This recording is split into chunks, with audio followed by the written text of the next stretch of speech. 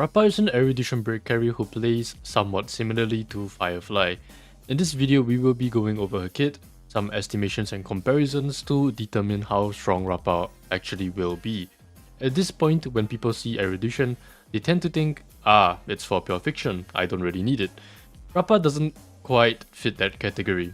She's more of a mix between erudition and destruction.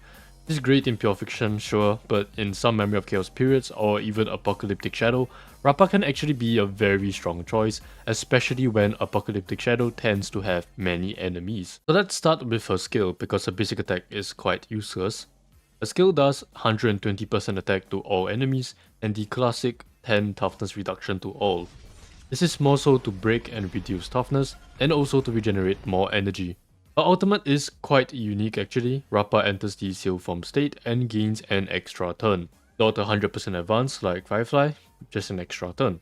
Afterwards, like Firefly, Rappa gains a 50% weakness break efficiency boost and a 30% break effect buff. She also gains 3 points of Chroma Ink, and what it does is enhances her basic attack. Her enhanced basic attack does not regenerate skill points, but it has an insane amount of toughness reduction.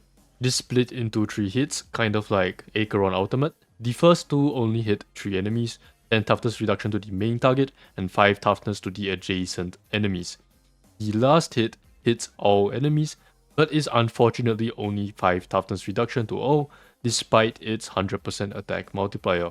Another great part about her kit is that this attack can actually reduce toughness regardless of their weakness types, but if they do not have imaginary weakness, it will deal half the original toughness instead. You still ideally want to deal with imaginary weak enemies, but it's not like it's horrible to deal with enemies outside of imaginary weakness. Finally, her talent. When enemies are weakness broken, Rappa will gain a charge up to a maximum of 10.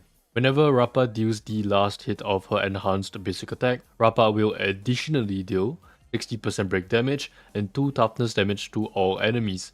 And each charge adds 50% break and 1 toughness, meaning at 10 charges you can get 560% break damage, which is quite insane, and 12 toughness damage. For reference, Boot Heal has 170% extra physical break damage, but physical break damage is also a multiplier of 2, while imaginary is actually a multiplier of 0.5, which means if you don't consider the elemental multiplier, Boot Heal is actually a 540% break damage multiplier, while Rappa gets 280% break damage from this attack, which is still really good because it can apply to 5 enemies, and so comes out to be 1400% break damage in total. The 12 toughness damage can also reduce toughness regardless of weakness types, and it is not reduced by 50% this time. Funnily enough, I think this extra instance of break damage can also activate Super Break. For example, when an enemy is already broken, Rappa deals the break damage, and because there is also toughness reduction from this attack, it also deals super break damage on top of the enhanced basic attack's super break damage. And I think this is why the last hit of Rappa's enhanced basic attack does a ton of damage. If you follow leaks, you might have already seen some videos of her damage in the 600 to 700k range, and my calculations have given me roughly the same at about 790,000 damage to 5 enemies, which is actually quite insane. This is also due to her bonus abilities, which give a 10% break vulnerability to weakness broken enemies and a 60% super break multiplier in her ultimate state. I think this kind of paints the picture of how Rappa works. She uses her technique and her skill to regenerate her ultimate.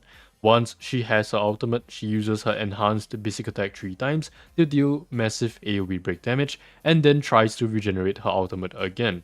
This does mean that a lot of her damage is locked behind her ultimate, and with 140 maximum energy, it seems a lot of people were worried that she wouldn't get her ultimate in time.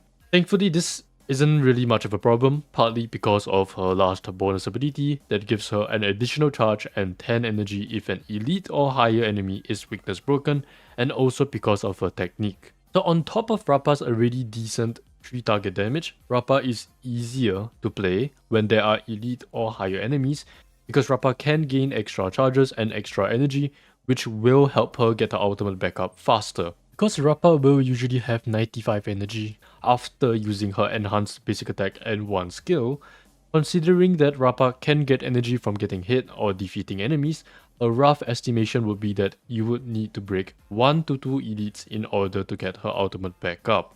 It obviously depends on RNG or if it's pure fiction, because otherwise you might not even need to break extra toughness for this energy.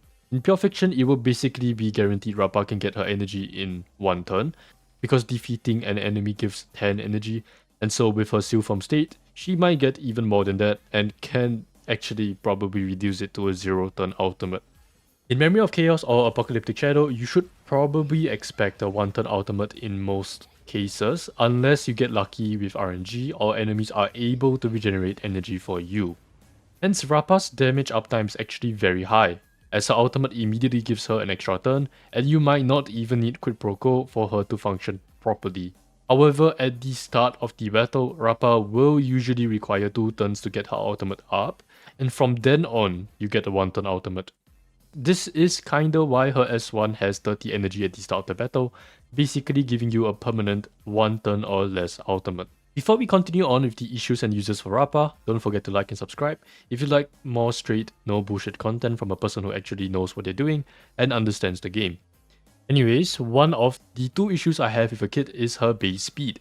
She has very low base speed at 96, and for a break carry that's really not what you want, because you want to break ASAP and super break as much as you can before they recover weakness. I was still able to get about 150 plus speed with a great build, but a more normal or average build might be at 140 plus speed even with Run Mei. Thankfully, this matters less because her ultimate gives an additional turn, so having very high speed matters slightly less, but it still kinda hurts her.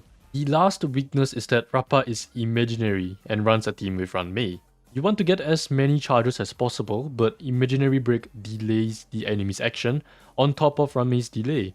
This kind of works against Rappa because it is quite hard for her to stack more charges on the same wave of enemies that are already weak as broken. This matters a lot more in Apocalyptic Shadow or Memory of Chaos, which could be Hoyoverse's way of further justifying Rappa being a reduction. Well, unless, you get 2 toughness bars? But it should be possible to get 10 charges in Pure Fiction, where Rappa is the best at, or maybe if the enemies are able to recover very quickly, like in very hard stages like Simulated Divergent Universe, whatever, then maybe it's possible there as well. They are also adding a new type of enemy with shared HP, kind of like Sunday's boss fight, which Rappa will perform very well against in Memory of Chaos. Recently, Hoyoverse has been kind of beating out small niches, and it's kind of the same with Rappa, where she is basically Firefly but for 5 targets.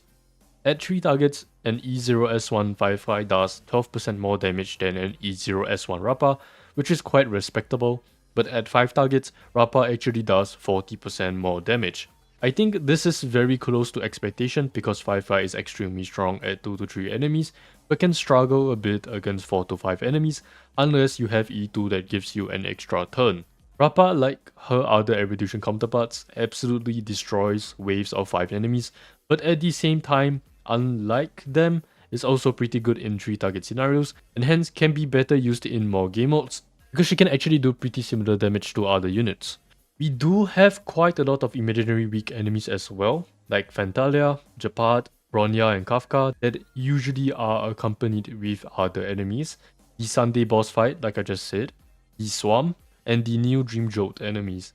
Which is why I think Rappa is actually a very solid character, easily tier 0 in Pure Fiction, and most likely around tier 1 in Memory of Chaos and Apocalyptic Shadow. Her biggest issue, honestly, isn't even her kit, it's just being released between Fisha Robin and Sunday Tingyun, which is quite funny and also quite sad at the same time. That's pretty much it for this video, so as always, thanks for watching.